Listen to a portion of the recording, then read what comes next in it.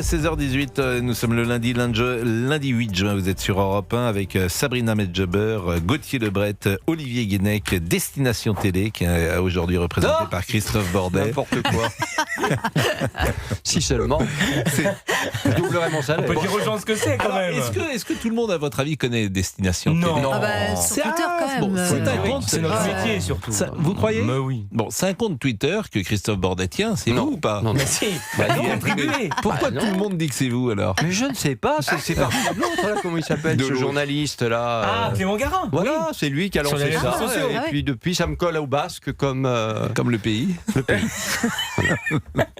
Et donc moi, alors, je vais vous dire, Destination Télé. Alors, je sais que vous aimez beaucoup ce. Mais expliquez Ouais, ce que c'est, sinon. C'est un compte C'est un qui- compte de veille. Exactement, qui souligne ce que se passe dans l'ensemble des médias. Voilà. Et j'invite tous ceux qui nous écoutent, pourquoi pas à s'abonner, parce que je trouve que c'est d'abord d'un bon ton, d'un bon niveau. C'est pas bête et méchant, c'est simplement assez factuel. On sort des archives. Exactement, il y a également Destination Ciné, et ça donne des informations, comme d'autres sites pourraient en donner, d'autres applications, et je trouve que c'est intéressant, et il n'y a pas de, comment dire, ce n'est pas une injure. Non, mais c'est si vous c'est voulez. un ton différent, c'est C'est- intéressant. Oui, Voilà. parce que dans la bataille culturelle, il y a évidemment les acteurs, les intellectuels, les essayistes, les comédiens, les éditorialistes, etc.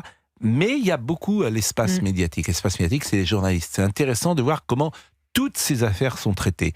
C'est intéressant de voir comment on traite le canon français. C'est intéressant de voir comment sont traitées des affaires, le deux poids, deux mesures qui peut exister. Et Destination Télé, que vous gérez avec habileté et qualité.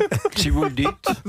Tu te rends compte que dès que tu fais une faute de quart, parce que tu as dépassé un peu tout à l'heure, tu as voulu reprendre la parole, tu es sanctionné aussitôt. Tu sais, c'est pour ça que tu es humilié. Je vais te dire, les auditeurs ne le savent pas, mais ce matin déjà, en off, il venait m'en parler à nouveau. Mais bien sûr, Tu vois, c'est pour ça que au vous n'avez petit rien à voir. déjeuner. Je sais C'est pas vous qui êtes pourquoi, méchant. Vous voyez, ce matin, j'en parlais au C'est le petit même qui déjeuner. imitait Jacques Chirac, et c'est le même qui imitait. C'est toi qui es méchant. C'est ma faute, c'est ma faute. c'est ma Donc, faute. Voilà. Allez, c'est mon tour. Eh bien, sûr. Et donc, vous avez... Attention. c'est pas bien. Mais n'empêche qu'il faut saluer ce travail de veille. Pardon? Il faut saluer ce travail de Oui, veille non, par mais certaines sérieusement, personnes je suis qui tiennent des d'accord. comptes Twitter. Je pense à John de Lorraine, je pense à David Dobski, Oui. je pense à Jugé Coupable également, qui Je traque suis les d'accord. antisémites et qui font un véritable travail de veille, qui alerte les journalistes et qui finissent par certifier l'information et la diffuser. Je suis d'accord. Ouais. Pierre-Marie Sève est avec nous, et directeur de l'Institut pour la justice. Évidemment, nous parlons de ce drame de l'affaire Liana, et je voulais vous proposer d'écouter une dernière fois Yael Braun-Pivet, présidente de l'Assemblée nationale, qui dit « Nous devons agir ». Le temps où nos rapports servent à caler des étagères est terminé. Nous devons agir. Le Parlement y est prêt. J'ai décidé, à la place qui est la mienne, de saisir le Conseil d'État sur la proposition de loi intégrale pour avoir un avis juridique sur ces propositions, pour que, lorsque le gouvernement estimera nécessaire d'inscrire ce texte, que le Parlement soit pleinement prêt à légiférer. Nous sommes prêts, nous sommes là, et nous ne nous tairons plus. Nous ne nous tairons plus, ça veut rien dire, enfin, c'est ridicule. Évidemment, ça ne veut rien dire. Qu'est-ce que vous en pensez, monsieur Sève?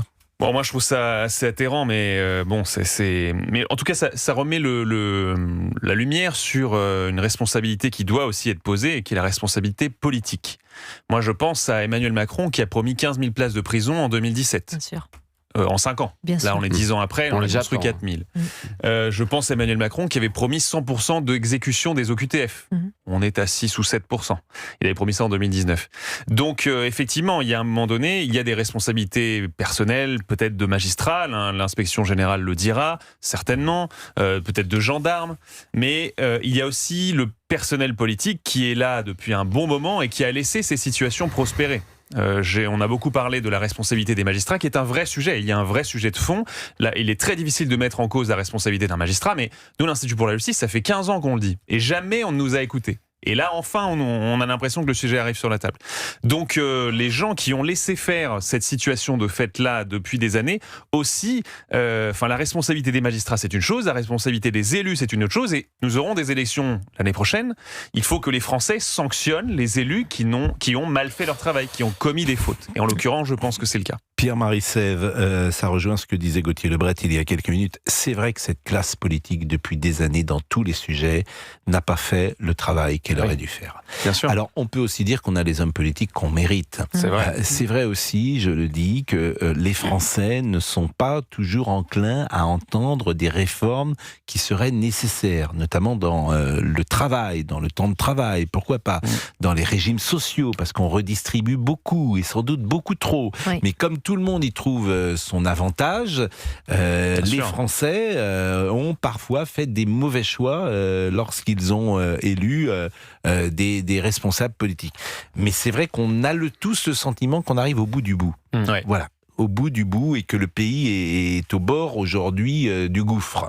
Après, avec un bilan effectivement très lourd, vaut mieux un ministre comme Gérald Darmanin qui dit il y a eu échec, je m'excuse, qu'un ministre comme Laurent Nunez qui nous dit après les émeutes, c'était globalement contrôlé. Et qui se cache depuis le début de l'affaire Liana. Absolument. Laurent Nunez, on l'a pas beaucoup entendu. Il a fait un 20h hier soir. Et après, vaut mieux le Gérald Darmanin d'aujourd'hui que le Gérald Darmanin qui nous expliquait que c'était les Anglais au Stade de France. Donc Mais c'est pour ça, moi, je n'étais pas d'accord tout à l'heure avec Christophe Bordet. Parce qu'en fait, je vois, même si ce ne sont que des mots pour le moment, une prise de pouvoir politique sur un milieu qu'il ne pouvait pas gérer. C'est comme s'il disait aux magistrats, regardez, maintenant, vous êtes en face de vos responsabilités. Alors là où vous aviez raison, c'est que il a sorti, c'est un homme politique, Darmanin, sans doute un des plus habiles de sa génération. Oui. Et je regardais ce qu'il avait fait. Effectivement, il était très présent dans les antennes. Il a proposé une mission d'inspection. Il a évidemment présenté des excuses à la famille. Convocation des procureurs généraux à 8h30. C'est pas neutre 8h30. C'est pas 9h. C'est pas 9h30. C'est pas 10h. C'est un signal. Oui, bien sûr, tout ça est de la com. Mais 8h30, les procureurs, tu les mets comme à l'école. C'est ça que ça veut dire. Il y a une conférence de presse et sans une seule note. D'ailleurs, vous l'avez vu, cette conférence de presse. Ce qu'il faut espérer, c'est que ce ne soit pas un enfumage global. C'est ça le sujet. Et que derrière, une fois de plus, les 70 000 dossiers dont on parle, moi, c'est ça qui m'intéresse. On va les revoir d'ici un mois. Mais les revoir, ça ne veut rien dire. Mais oui. Qu'est-ce que ça veut dire, les revoir? Ils ne vont pas être traités en un mois, les dossiers. Ils ne vont pas être jugés. Vous avez raison. Ça veut dire qu'on ne laisse aucune plainte, comme ce qui s'est passé avec Jérôme Barella. Alors on espère. C'est ça que ça veut dire. On espère que les autres plaintes, les vols, les agressions dans la rue, etc., ne vont pas en prendre un coup parce qu'on n'est que là-dessus. Moi, ce que ça traduit pour moi, c'est l'impuissance, cette séquence du politique. Et il est temps que le politique reprenne du pouvoir en France. Voilà, entre le Conseil d'État, Conseil d'administration, Cour européenne de justice, il est temps, et ça sera un des enjeux de 2027, Conseil constitutionnel, que ce soit le politique Conseil constitutionnel, vous avez raison, reprenne du pouvoir en France. Et que cette administration folle, ingouvernable, ingérable, impossible, qui a pris le pouvoir, ce qu'on appelle les petits hommes gris, on n'élut pas les petits hommes gris.